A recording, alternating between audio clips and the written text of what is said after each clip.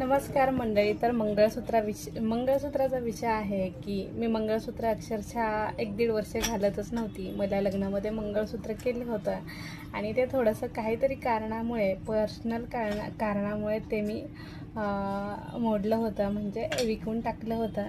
आणि विकताना माझ्या मिस्टरांनी सांगितलं होतं की चला विकून टाक बाबा, नाही का. असे माझी परिस्थिती तशी आली होती की मी माहेरी होती आणि ते मंगळसूत्र जाताना असं मला म्हटले होते, तुला गरज जर पडत असेल तर तू विकू शकतीस, काही अडचण नाही. तर मग मी विकताना आणि मग ते मी विकताना विचारलं नाही त्यामुळं. आणि नंतर मग त्यांना खूप दिवसानं, मग 2-3 दिवसानं सांगितलं मी की असं असं झालं म्हणून. ते म्हणले मला सांगायचं ना.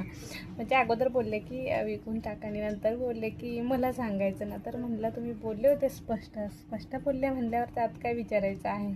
आणि परिस्थितीच अशी होती, काहीतरी इश्यू झाला होता आणि खूप गरज होती. तर मग विकलं मी. आणि त्यानंतर मग मी विकलं म्हटलं, ते नाराज झाले आणि त्यांना वाटायचं की खरंच विकलं नसेल.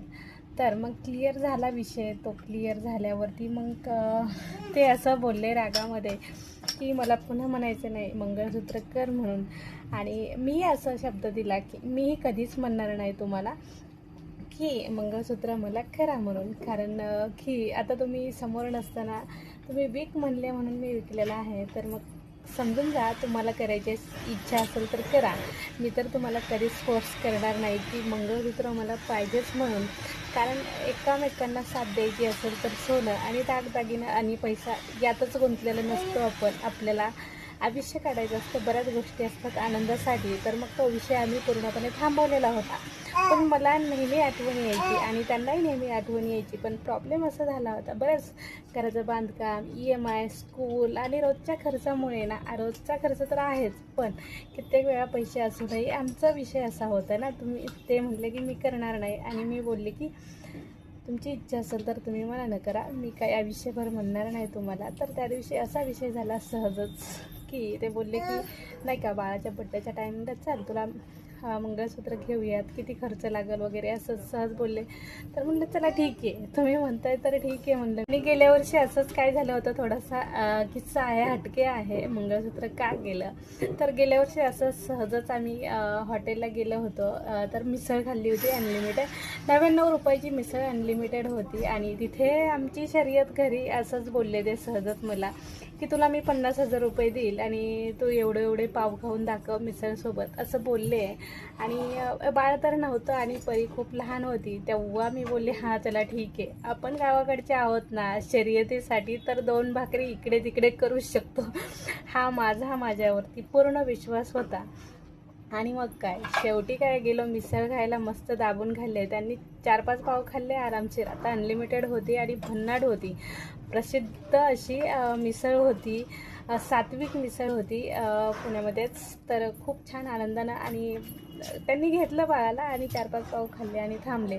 आता मला शर्यत होती की 16 पाव खाऊन दाखवायचे आणि मग मला 50,000 रुपयाचं त्यांनी बक्षीस ठेवलं होतं म्हणायचं थोडक्यात.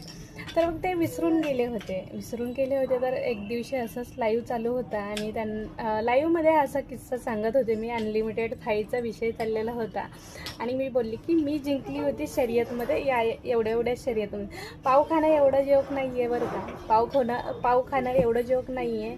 तर मी अक्षरशः 21 पाव खाऊन दाखवले होते आणि जागच्या जाग्यावर मला 50,000 देतो बोलले. तर अगदी 2 वर्षानंतर भेटले ते मला. म्हणजे तेच बक्षीस मला मंगळसूत्राच्या रूपामध्ये भेटलं. म्हणजे मला ज्या वाट्या केल्यात ना 2, त्या वाट्या 50,000च्या आहेत. तर मग त्यांनी सहज बोलले की चल, एक दिवशी लाईव्हवरती बोलले की विषय निघाला तर बोलले चल यावर्षी तुला 50,000 रुपये देऊन टाकतो. आणि त्या दिवशी अचानक बोलले अरे आहेत पैसे, तर मग सोनं वाढायची वाट बघायची आहे का आपण, तुला तर करायचंच आहे. तर ठीक आहे म्हणलं. आणि मग काय, मस्त मलाही आनंद झाला. चला म्हणलं आपण कुठेतरी जिंकलं होतं ना पाव खाण्याच्या शर्यतीमध्ये, तर त्याच्या रूपात आपल्याला मंगळसूत्र भेटतंय. तर मग मला जेमतेम मजा आली ऐकायला, बोलायला आणि करायला. आणि घालायला कोणाला नाही आवडत, सोनं कोणाला नाही आवडत, सगळ्यांनाच आवडतं. पण काहीतरी इश्यू असतात आणि त्यामुळे अनेक वेळा नकली घेण्याचा प्रयत्न केला. तर ते कलर जायचा, त्यामुळं मी घालायचं अक्षरशः सोडून दिलं. म्हणलं ड्रेसवरती कोणी नाही घालत मंगळसूत्र, आणि साडी घातली तर मग कोणी कितीही सोन्याचं असलं तरी नकलीच घालतात. त्यामुळं मी आनंदानं नकली घालायचे. मला काही नाही वाटायचं त्यामध्ये कमीपणा वगैरे काही नाही.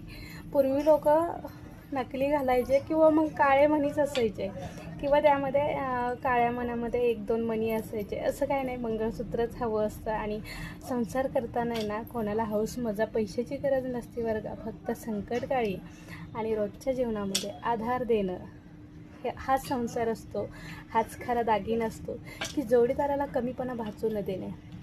मग तो नवरा असू द्यात किंवा बायको असू द्यात. ते जर सुख असेल ना, तर सोन्याकडे बोट कोणीच दाखवत नाही. सोनं कुठल्याही स्त्रियांना असं वाटतं आणि कुठल्याही पुरुषांना वाटतं की माझ्या बायकोच्या अंगावरती दागदागिना असावा. दागदागिना असेल तर बायको प्रसन्न होती. आणि नुसता बायकोचा वापर नाही होत आहे, तर कुटुंबामध्ये अडीअडचणी आल्यावरती, अपघात झाल्यावरती सगळ्यात पहिला दागिना उपयोगी येतो.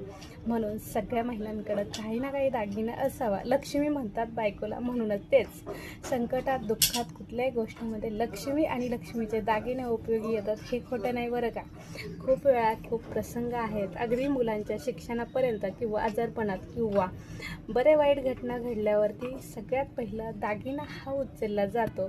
त्यामुळं स्त्रियांना लक्ष्मी मानलं जातं. त्यामुळं स्त्रियांना नेहमी आनंदी ठेवण्याचा प्रयत्न करा आणि अधूनमधून दागिने जमलं तर घ्यायला शिका, कारण उपयोगी येणारे आहेत, वाया न जाणारे आहेत दागिने. मग काय, अशी झाली सकाळ, आणि सकाळी बोलले की आज नवराबा बोलले की चला आपण जाऊयात खरेदीला. मग काय झटपट आवडलं, हनुमान मंदिराचं दर्शन घेतलं मस्त, आणि गेलो काविडिया ज्वेलर्समध्ये.